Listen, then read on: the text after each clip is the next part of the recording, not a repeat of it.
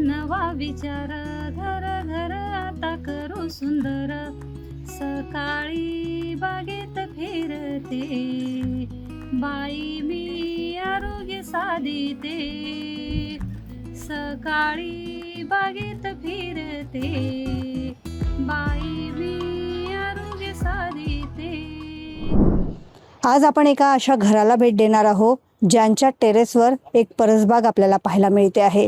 हीच ती परसबाग आहे जिथे आपल्याला अनेक प्रकारच्या फळभाज्या आणि फळभाज्या आणि पालेभाज्यांचे जे आहेत आपल्याला झाडं जी आहेत ती पाहायला मिळत आहेत. आता सध्या काही रोपं जी आहेत ती लागवड झालेली आहे. आपण छोटे छोटे झाडं यांचे पाहू शकतो आणि काही दिवसातच याला जे आहे फळं असतील, फळभाज्या ज्या आहेत जसं की काकडी असेल, मिरची असेल, लिंबू असेल, वांगी असतील, अशा भाज्यांची ही झाडं आहेत. आणि ही फक्त एवढीच झाडं नाही तर आपण बघतोय फळभाज्या आणि फळं देखील आहेत. जसं पेरू असेल, डाळिंब असेल, पपई असेल, अशी झाडं देखील या परसबागेत आपल्याला पाहायला मिळतात आहे. आणि ही परसबाग कुठल्या गावामधली नाही आहे तर नागपूर शहरातल्या मनीषनगर भागात राहणाऱ्या राठोड कुटुंबाने ही परसबाग जी आहे ही फुलवलेली आहे.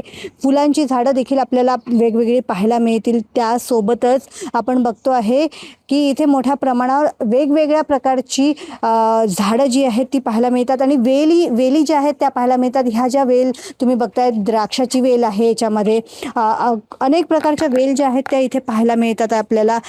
सोबतच फुलांची झाडं आहेत ती देखील पाहायला मिळतात आहे. आणि ही सगळी परसबाग जी आहे ही राठोड कुटुंब जे आहे त्यांनी जी आहे फुलवलेली आहे. आपण इकडे बघू शकतो गुलाबाची झाडं देखील आहे. त्याचप्रमाणे फळं देखील लागलेले आहेत. पेरूचं झाड आपल्याला इथे पाहायला मिळतं आहे. त्याला पेरू लागलेला आपल्याला पाहायला मिळतोय. भुईमुगाच्या शेंगा असतील, इकडे पण आपण बघतोय चिकूचं झाड आहे. अशा अनेक झाडं, फळभाज्या आणि पालेभाज्या, पालक इथे आपण पाहतो आहे. आणि अनेक असे झाडं आहेत ज्याची मला नावं काही माहीत नाही. अशा सगळ्या झाडं जी आहेत ती आपल्याला पाहायला मिळतात. एक छोटी परसबाग जी आहे इथे फुलवलेली आहे. वसंतराव नाईक परसबाग असं त्यांनी नाव देखील या परसबागेला दिलं आहे. आणि त्यांच्याकडनं आपण जाणून घेणार आहोत त्या कुटुंबाकडनं की काय नेमकं त्यांनी ही कल्पना जी आहे ती कशी सुचलेली आहे आणि कशा प्रकारे त्यांनी ही परसबाग जी आहे फुलवलेली आहे. काय सांगाल? माझ्यासोबत श्रीपत राठोड आहेत.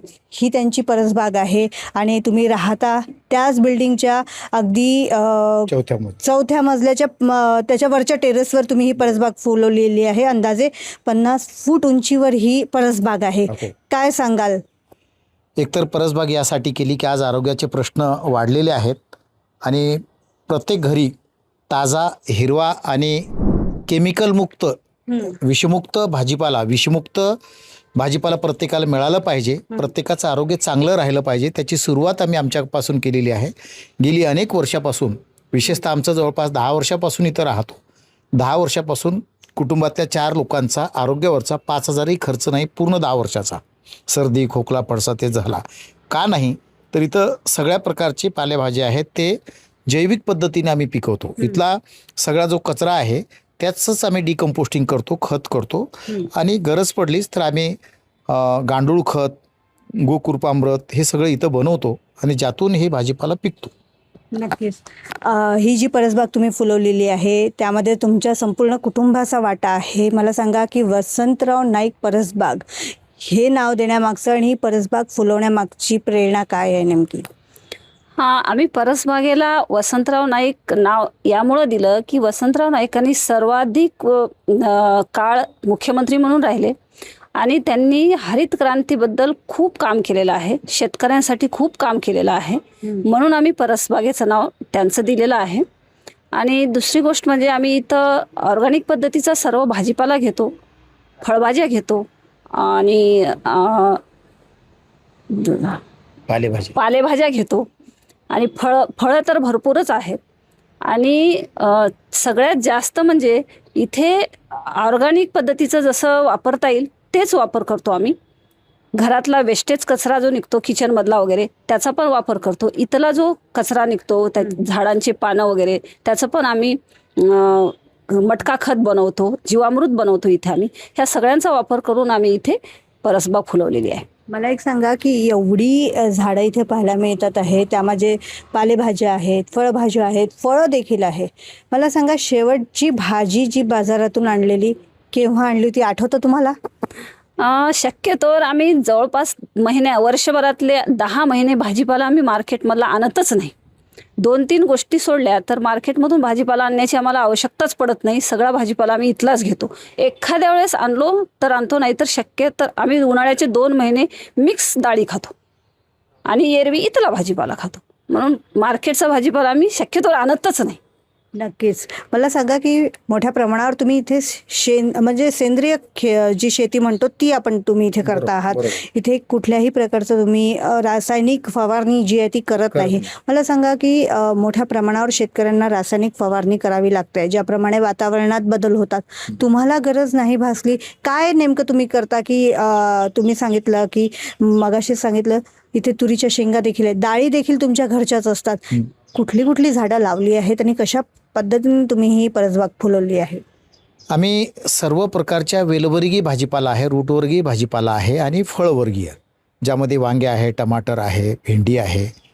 त्यानंतर आम्ही इव्हन इथं हळदसुद्धा 2-3 प्रकारची आहे. काळी हळद आहे, पिवळी हळद आहे, पांढरी हळद पण आहे. जंगलातल्या वनस्पती पण आहेत. वेलवर्गीयमध्ये कारली आहे, दोडकी आहे, काकडी आहे, चवळी आहे, वेगवेगळ्या प्रकारच्या चवळी आहेत. ह्या वेगवेगळ्या प्रकारच्या भाजीपाला आहेत. आणि पालेभाज्यामध्ये पालक आहे, चवळी आहे, अशा वेगवेगळ्या प्रकारच्या पालेभाज्या पण आहेत. आणि जंगलातल्या पण काही वनस्पती इथं आहेत. विशेषतः उपयोगी कोरपड तर सर्वत्र असते. कोरपड पण इथं मोठ्या प्रमाणात आणि त्या कोरपडीचा आम्ही उपयोग करतो. मला सांगा, ज्याप्रमाणे कापूस देखील इथे तुम्ही पिकवता, ज्वारी असेल, तर या सर्व ज्या म्हणजे शेती करता ही परसबागेमध्ये, तर कुठल्याच प्रकारचं तुम्ही फवारणी करत नाही. मग कसं वाचवता तुम्ही कीड लागण्यापासून पिकांना? ज्याप्रमाणे हवामान बदल होतो त्यामुळे शेतकरी जे आहे फवारणी करत असतात. तुमच्या इथे कधी असा प्रसंग ओढावला की कुठे कीड लागलेली आहे, कुठल्या झाडावर? काय उपाय करता तुम्ही? कीड वगैरे लागली तर निंबाचं जे अर्क आहे, कडुनिंब, जे जंगलातले कडुनिंब असतात, त्या निंबाचं अर्क, निंबोळी अर्क आम्ही इथं फवारतो. त्यामुळे त्या पानांमध्ये कडवटपणा येतो. कडवटपणा आल्यामुळे कीड येण्याचं प्रमाण अतिशय नगण्य, नाहीच्या बरोबर आहे. आणि त्याच्यामुळे तो कीड कंट्रोल होतो. एखाद्या वेळेस प्रकोप वाढलाच तर 100% जैविक कीटनाशक जर मिळालं, जर गरज पडली तर ते वापर करतो. अन्यथा कीटकनाशक वापर करण्याची आम्हाला तेवढी आवश्यकता पडत नाही. का पडत नाही तर प्राथमिक स्तरालाच आम्ही यांना गांडूळ खत, शेणखत आणि इथलं डिकम्पोस्टिंग केलेलं खत दिल्यामुळे झाडे हेल्दी असते. आज प्रायमरी स्टेजला हे झाडं आहेत, तरी तुम्हाला त्याचा आरोग्यावरून, झाडाचा एकंदरीत आरोग्य तुम्हाला लक्षात येत असेल. म्हणजे पानाचं वरची चमक आहे किंवा ते हेल्दीपणा आहे ते तुम्हाला सहज लक्षात येतो. म्हणजे इथं त्यामुळे ते आम्ही केमिकल वापरण्याचा काही प्रश्नच येत नाही. म्हणजे शहरातलं जे काही प्रदूषण आहे त्याचा काहीही याच्यावर परिणाम जाणवत नाही. त्याशिवाय इथं आता तुम्हाला आश्चर्य वाटेल, इथं फुलपाखरं येतात, परागीकरण होतं. मधमाशा तुम्ही आता पाहिल्यात, मधमाशा येतात, पक्षी येतात. म्हणजे पक्षी हे अतिशय मोठ्या प्रमाणात येतात. दरवर्षी जवळपास 8-10 वेळेस अंडी टाकतात, पिल्ले काढतात. यावर्षी विशेष म्हणजे आम्ही पक्ष्यांची एक पाणपोई तयार केलेली आहे आणि पक्ष्यांचा शिदा ते ठेवत असतो. त्यामुळे पक्षी आम्हाला बुजत नाहीत. आमच्या घरी पक्षी येतात आणि ते जे घरटे टाकलेले आहेत ते नॅचरली घरटे टाकलेले आहेत. आणि विशेषतः मधमाशा यासाठी येतात की आम्ही ताक, गूळ आणि ह्या सगळ्या गोष्टी एखाद्या पोत्यावर टाकून झाडांना अटकून ठेवलं तर जंगलातल्या सुद्धा मधमाशा आकृष्ट होतात. 2 वेळेस मधमाशाचं पोळ इथं बसलेलं आहे. आताही निंबू फ्लावरिंग स्टेजला आहे. तिथं मधमाशा तुम्ही आज आता या क्षणाला पाहू शकता, पाहिलं बी असणार. म्हणजे मधमाशा येतात. मधमाशा हे परागीकरण मोठ्या प्रमाणात करतात. सगळ्यात महत्त्वाचं, यावर्षी आम्हाला 18 निंबाचे झाडं केवळ पक्ष्यामुळे मिळालेले आहेत. म्हणजे पक्ष्यांनी जे निंबोळ्या खाल्ल्या आणि इथं आल्यानंतर पक्ष्याची पानपोई, पक्ष्यांचा शिदा इथं रममान झाले, त्यावेळेस ते इथं त्यांच्या लिंबोळ्या पडलेल्या आहेत. त्याच निंबाळ्या आम्ही बी म्हणून लावलं. आज 18 झाडं प्लांट आमच्याकडे तयार आहेत. म्हणजे 18 लिंबाचे झाडं आम्ही लोकांना दान करणार आहोत. या संपूर्ण परसबागेच्या संगोपनात राठोड कुटुंबातील या 2 मुली ज्या आहेत यांचा देखील वाटा आहे. कशा प्रकारे तुम्ही यामध्ये तुमचा वाटा देता किंवा कशा प्रकारे तुम्ही या परसबागेमध्ये या झाडांना पाणी असेल किंवा खत असेल, कशा प्रकारे इथे तुम्ही काम करता? नमस्कार, माझं नाव दीपाली श्रीपत राठोड आहे आणि मी 12वीमध्ये आहे यावर्षी. 6वी आणि 7वीमध्ये असताना नॅशनल चिल्ड्रन सायन्समध्ये आम्ही एनरोल केलं होतं आणि त्या प्रोजेक्टमध्ये ऑर्गॅनिक फार्मिंगबद्दल आम्ही खूप अध्ययन केलं होतं. स्पेशली आमच्या परसबागेवरच केलेले एक्सपेरिमेंट असो, जसे केमिकल आणि ऑर्गॅनिक कंपॅरिजन आहेत, सॉईलमध्ये काय बदल होत आहेत किंवा शेतीमध्ये बदल होत आहेत, आरोग्यामध्ये आज काय बदल होत आहे. आजोबांच्या काळात गेलं तरी ॲव्हरेज वर्ष 100 वर्ष तरी होतं, पण आज WHO सांगते की 64 वर्ष हे एक ॲव्हरेज एज आहे ऑफ इंडियन पीपल.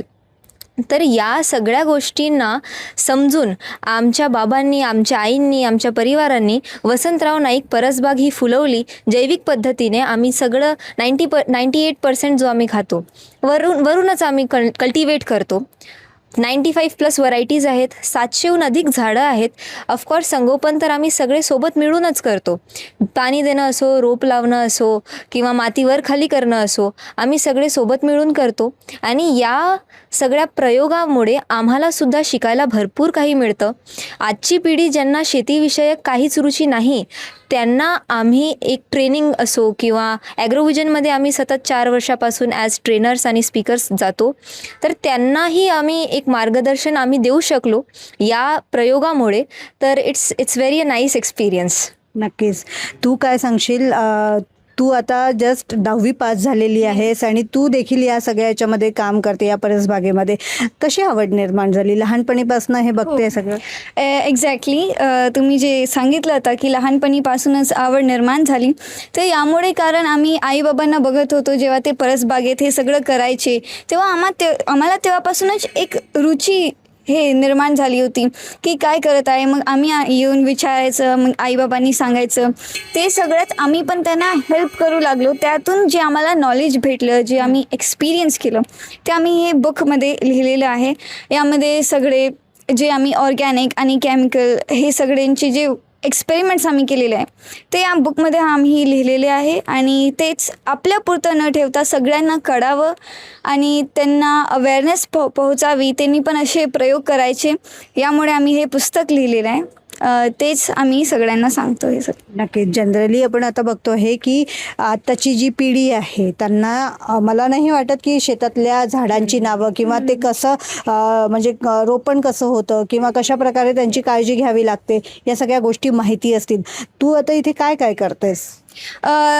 अभ्यासाला आणि ते सगळ्या माझ्या ॲक्टिव्हिटीजना सोडून जेव्हा मी वर येते तर आईबाबांना बघत आले होते. यामुळे ते आम्हाला कळतं की कसं काय करायचं आहे, कसे रोप लावायचे आहे, बिया लावायचे आहे आणि पाणी कसं टाकायचं, खत कसं तयार करायचं, ते सगळं आम्ही तयार करून ते आम्ही हे अप्लाय करतो सगळं. ज्यामुळे आणि फक्त अप्लाय करता नाही, जेव्हा झाडं पिकतात त्यांना तेव्हा काय करायचं, फ्रॉम जर्मिनेशन टू हार्वेस्टिंग, जसं माझे बाबा सांगतात सगळ्यांना, ते नॉलेज आम्हाला भेटलं आणि तेच आम्ही अप्लाय केलं. नक्कीच. तर आपण बघितलं की एवढे झाडं जे आहेत, 700 झाडं जी आहेत या टेरेसवर आपल्याला पाहायला मिळतात आहे. हा टेरेस जो आहे किती स्क्वेअर फूटचा आहे? हे 1150 स्क्वेअर फीट आहे. त्याच्यामध्ये जिना आहे, त्याच्यामध्ये लिफ्ट आहे, मोकळी जागा आहे आणि विशेष म्हणजे इथे 4 लोकांना एका वेळेस फिरता येते असे वॉकिंग ट्रॅक आहे. 4 लोकांना एका वेळेस योगा करता येते. प्रेशर पॉईंट आहे.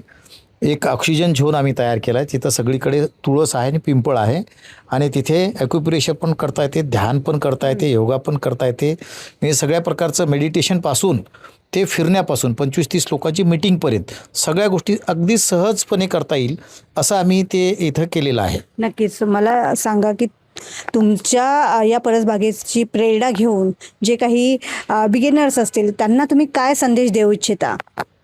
बघा, आज जर आपलं कुटुंब आरोग्यसंपन्न ठेवायचं असेल तर आम्ही परसबाग असावी दारी हा उपक्रमच राबवतो. दरवर्षी वसंत योद्धा पुरस्कार 9 ऑगस्टला देत असतो. त्याच्या मागचा उद्देश हा आहे की प्रत्येक घर हे आरोग्यसंपन्न कुटुंब तयार झालं पाहिजे. कारण आरोग्य जर बिघडलं तर सगळंच बिघडलं. एखाद्या घरातला एक माणूस आजारी पडला म्हणजे एका माणसामुळे सगळं कुटुंब डिस्टर्ब होऊन जाते, सगळं कुटुंब विचलित होऊन जाते, सगळं कुटुंब चिंतातूर होते. म्हणून आज आहार विहार, आज पाणी प्रदूषित आहे, हवा प्रदूषित आहे, अन्नातून विष येत आहे. आणि हे जर टाळायचं असेल तर विषमुक्त अन्न, आरोग्यसंपन्न परिवार हेच आमचं ब्रीद आहे. नक्कीच.